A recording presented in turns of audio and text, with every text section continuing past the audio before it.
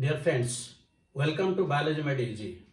We have discussed the second kingdom, that is Protista, where we have discussed the first group of organisms, that is the chrysophytes. In this video, we will discuss the second group, that is Dinoflagellates.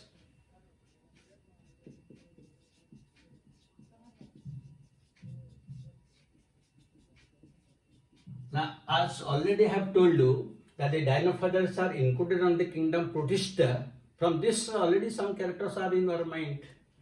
So they are unicellular. They are also eukaryotic, because these are the characteristics of the Protista group kingdom. Then next, come to the habitat. They are mostly marine.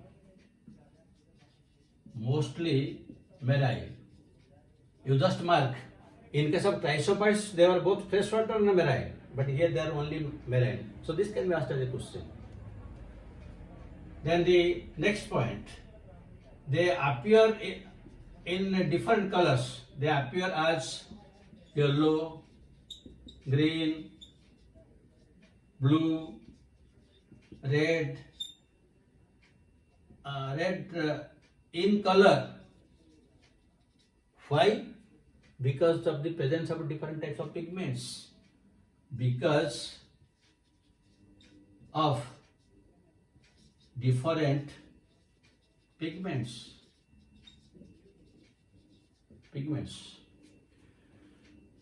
Next, very important point. Their body is made up of a stiff cellulose, or you can tell the cell wall. Cell wall is made up of stiff, means very tight, stiff cellulose, which is divided into two plates. So if we will draw the diagram, we can understand it in a better way.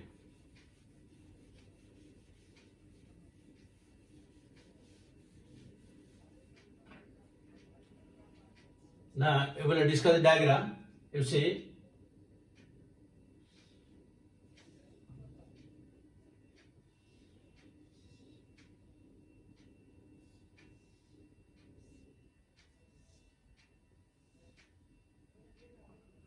now this is the structure. There are two plates. Here you can see there are two groove-like structures are there.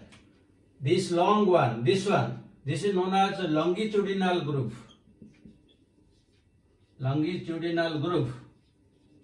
While this one is known as transverse groove. And usually in the groups you will find two flagella present, because it is known as dinoflagellate. So dino means two and flagella. So when two flagella are present, how they are present you see. This is very interesting as well as important from examination point of view.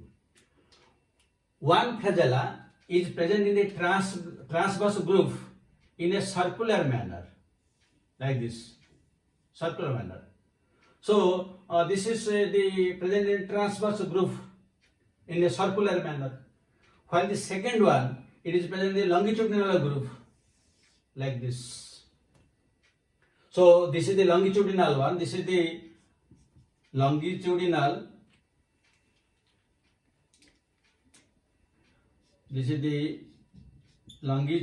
one, and this is the transverse, flagella. That will say flagella are two types. One is transverse, the other is a longitudinal flagella. Now, since their flagella are there, it helps in the movement. So, how it helps in movement?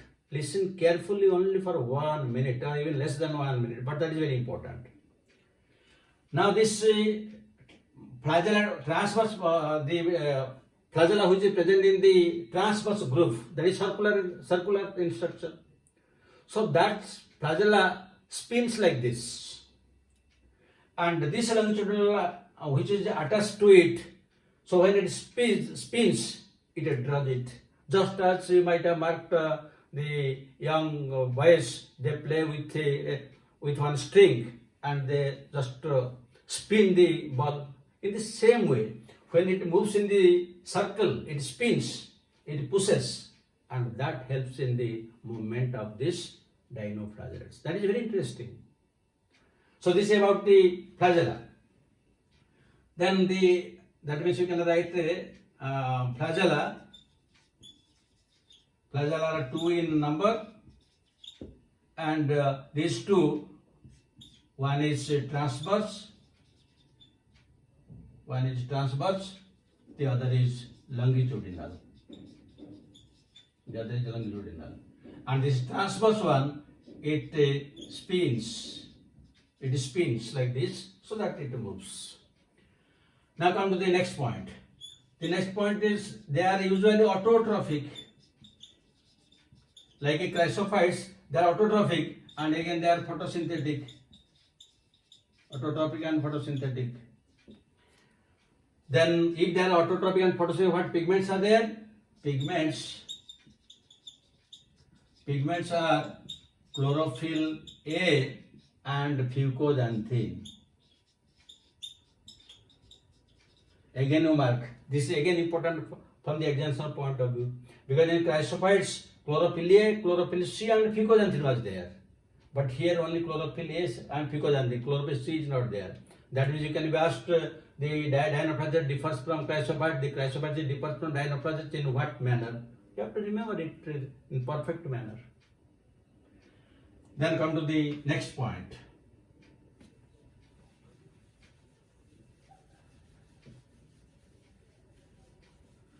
Usually the dinoflagellates, if you come to the reproduction is mostly asexual.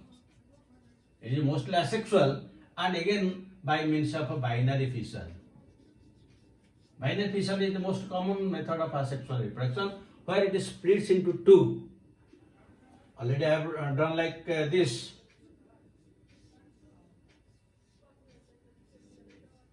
So it will be longitudinally split into two. One half will be like this, and the other half will be like this. Then this one will produce the opposite one. This one will produce the new one like this, and this one will produce the new one like this. Just like a replication of DNA. So now there are two. It is a binary fission. Sexual reproduction is very rare. Sexual reproduction rare, but where that rare one is found? So we can take the example of this Ceratium.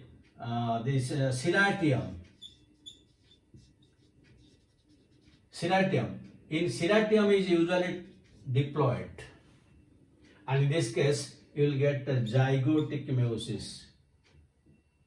Sorry, these are haploids. These are haploids, so we will get zygotic meiosis. So since Ceratium is haploid, when two cells will combine together, it will become diploid, and that is zygote.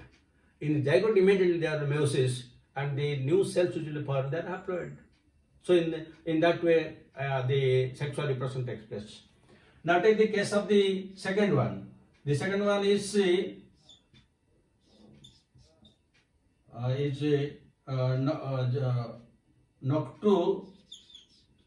Noctiluca. Here this is diploid. So here you will get gametic meiosis. Now since Noctiluca is diploid, if two cells will combine together, it will become tetraploid. That is why whenever the organism is diploid, first there will be meiosis, then there will be fusion. So when the cells will undergo meiosis first, and the gametes will be haploid, and then the two haploid gametes will combine together. So again the original 2N condition arises. So in one case zygotic meiosis, the other case is gametic meiosis. But this is rare. Otherwise the binary fission is very common. Now come to another very important things. Not only important, very important. So what are these points? Now take the case of you take Ganilux. Ganilux. It is very important. I am writing it is very important.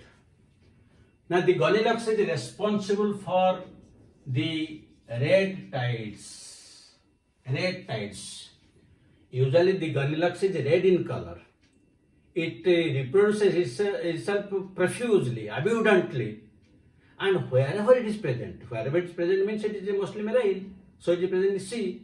So when a large number of these Ganilux are produced, the entire sea becomes red, and the tides are also red in color. That is why red tide. And these red tides are commonly found in the Gulf of Mexico and also in the California. You will find off California. So there you will get red tides. Now, why these red tides are produced?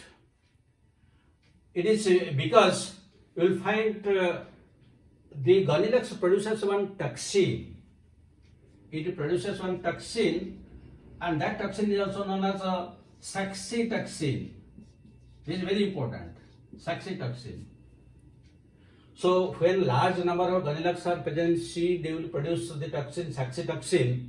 So naturally, the sea animals, mostly the fish like shellfish, they will take this toxin. So when this will be taken by some fish, suppose shellfish, that means its body will be poisoned. And those human beings will eat this shellfish. Now it will be magnified in its body. It will magnify because one shellfish contains some. So when you will take so many shellfish, all this saxitoxin present in different fishes will enter the body magnified, and it will lead to paralysis. It will lead to paralysis and finally death. So this is known as PSP. The disease known as PSP means paralytic saxitoxin poisoning. Paralytic saxitoxin poisoning. This is known as PSP. It is fatal. It is fatal. It will cause death. So this is Ganilux is very important, which causes red tide. Now the next important thing. The next important thing is Noctiluca.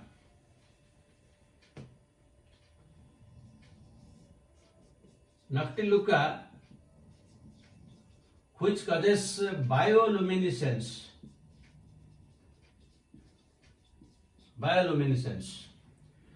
Now, what is bioluminescence? You might have marked when the room is dark or in the night, some fireplace, they emit light.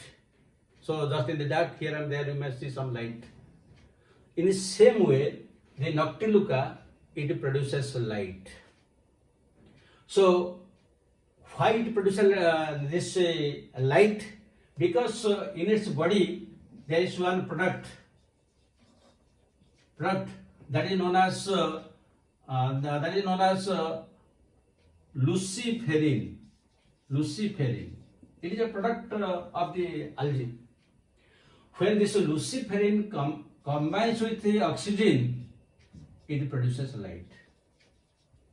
Luciferin is one of the byproducts of that organism. When it combines with oxygen, it gives light. Also, there is one enzyme luciferase. This luciferase enzyme is also responsible for production of light. So you think of the sea. In the sea, when several Noctiluca are present in large number, and during night time they will emit light. And what color of light? This is usually blue-green color. The light is blue-green color. That means in the sea you will find the light is sparkling, blue-green light is sparkling night time. Just it will feel as if there is the sea is celebrating Diwali with the different colors. This is known as bioluminescence. Besides this Noctiluca, also some will find the jellyfish, dragonfish, and also some glowworms, and also the fireflies I have told you. They also emit this light, that is bioluminescence, but we are discussing about the Dinoflagellates, that is Noctiluca. But these are the other jellyfish, dragonfish, they are also present in the sea, they produce, but the major bioluminescence is due to the Noctiluca, because this Luciferian combines with oxygen to produce light, blue-green color light, so it will, the entire sea will sparkle in light during night time. And where this bioluminescence is quite seen in the sea is found usually in Mosquito Bay. Mosquito Bay. This is one bay area where that is known as also Mosquito Bay, where you will find the entire sea will sparkle with a light. So this Noctiluca and Ganilux, these two are very important from examination point of view. You have to remember that is important. That is very important. This is also very important. So this is all about the Dinoflagellates. Let us discuss questions.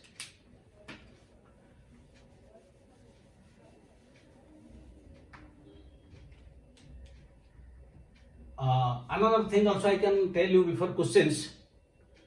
These are usually free living, but sometimes you'll find some symbiotic and parasitic forms are there. So let us discuss that point also. Some are symbiotic. And symbiotic example is zooxanthellae, and they undergo symbiotic relationship with other protists. Though rare, there some are parasitic. And here the parasitic example is blastogonium. It is parasitic on some copepods. So symbiotic and parasitic forms are rare. Otherwise, commonly there are free living. Now let us discuss questions.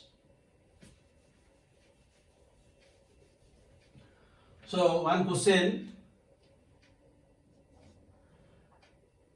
is the red tides are formed by A choice you can write Ganilux, B choice Navicula, then C choice you can go for the Noctiluca, and D choice you can go for Desmids, red tides. In the same way, you can ask the second question. Which of the following is responsible for bioluminescence? And here also you can give the same four examples. That is A choice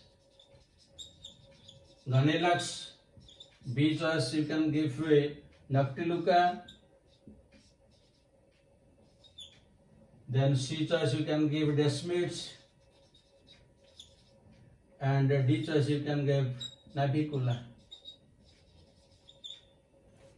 So these two are very important questions. Though so many questions are there, and we can discuss them in the later stage. So I hope now you have a clear understanding about Dinoflagellates and what are the different types of questions can be asked. Thank you very much. God bless you. Have a good day.